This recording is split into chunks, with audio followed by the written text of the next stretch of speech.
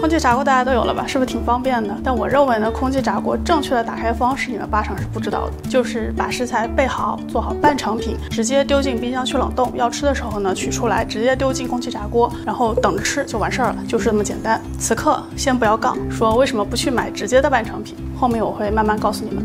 其实现在网上的空气炸锅食谱已经铺天盖地了，我也照着做了2个，一个熔岩吐司，成功；一个地三鲜。也挺成功的吧？其实多年来我都一直坚定地认为空气炸锅是智商税，我是绝对不会被它骗钱的。直到近2年我接了广告，重来，直到我真的开始使用它。之前是品牌方寄了样品给我试用嘛，几个月后要把样品退回去的时候，真的依依不舍。因为我发现虽然我有一台价值5万的专业烤箱，空气炸锅能做的它都能做，但很多时候我还是会不知不觉就选择用空气炸锅。总结下来就一个字，懒嘛。空气炸锅是傻瓜式操作，记住180度15分钟这2个数字，几乎可以应对市面上80%的食谱。拿炸鸡翅举个例子，鸡翅加随意调料，腌制入味儿。裹面粉、鸡蛋、面包糠这3关，丢进空气炸锅，180度15分钟，中间翻个面，炸鸡翅就出锅了。发现没？不需要预热，拉篮打开拿出只要1秒钟。如果用烤箱的话呢，预热至少要10分钟，烤好了要打开门，戴上手套，端出烤盘。而真正的懒人都是1根手指都不想多动的。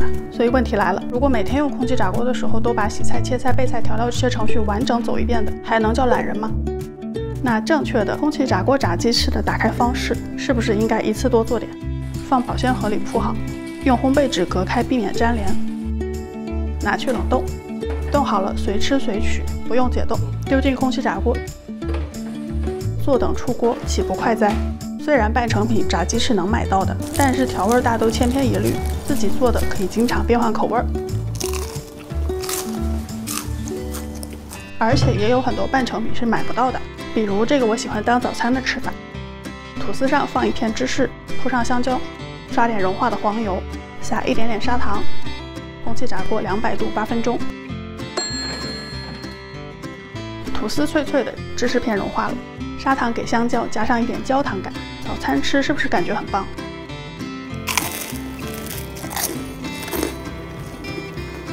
但你真的会早上起来给香蕉切片，而不是直接啃吗？还是找个空闲时间一次多做点吧。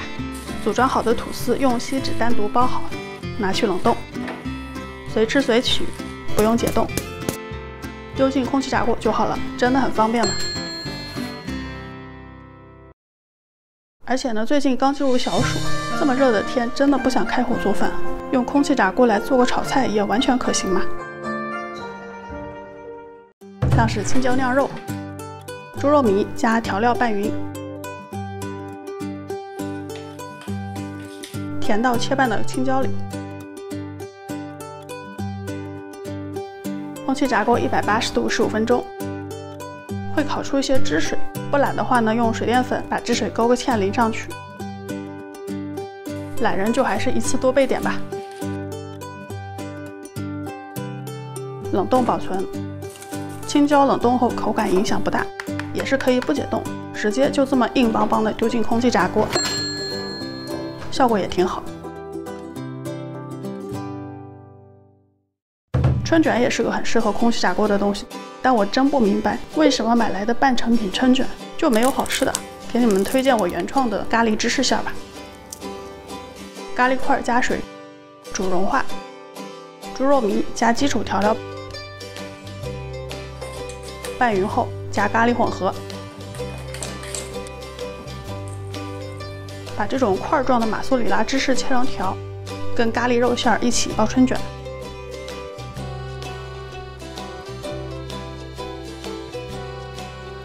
春卷收口可以用面粉加水调成糊，帮助粘合。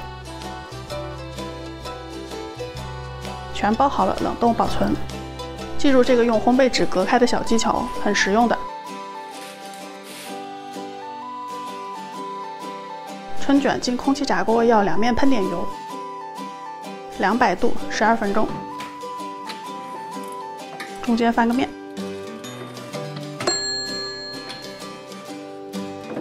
这么简单又香喷喷的咖喱味春卷，咬开还有芝士爆浆，不想尝尝吗？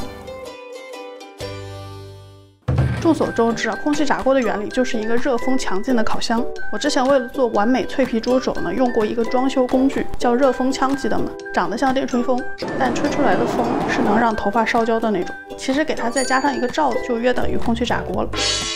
所以烤披萨这种对空气炸锅来说真的小菜一碟。但是众所周知，空气炸锅最大的缺点呢是容量有限，拉篮就这么大，普通披萨真放不下，只能定制。真正的懒人是不会去手揉披萨面团的，贴心如我给出的当然是免揉配方，筷子搅匀就行了。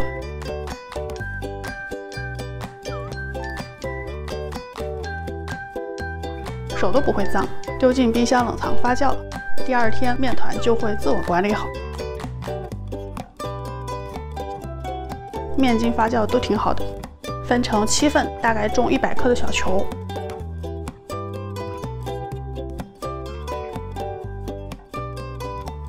醒一会儿，擀面杖也不需要，直接上手，用指头尖给它戳成面饼。做了欧美夹的朋友可以用指关节，就这么拉扯弄成一个饼。电炸烘焙纸，丢进炸锅，大小正好的。你们都知道烤欧包要喷点水吧？可以试试用这种矿泉水喷雾，挺好用的。200度7分钟，饼皮就烤好上色了，拿出来。它下面的上色会差一点，就把馅料放在这一面。番茄酱、黑胡椒、干牛至、萨拉米香肠、芝士碎，爱吃什么放什么。丢回空气炸锅，200度5分钟。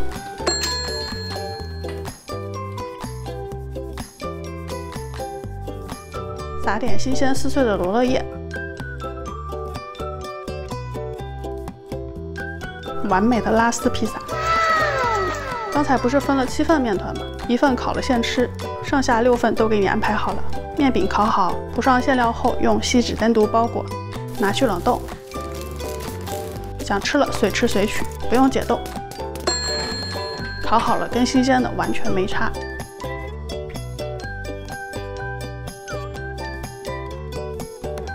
那现在我面前就是我们刚刚准备的这些半成品啊。满满当当，全部准备好，放到冰箱去冷冻。当你到时候想吃的时候呢，大部分都是不需要解冻的，丢进空气炸锅，直接5分钟、10分钟，早餐、午餐、晚餐都有了，是不是很有安全感？有没有给你们打开新世界的大门？喜欢我的节目或者喜欢我本人，不要忘记点赞、订阅、关注、评论、转发，投硬币1键3连。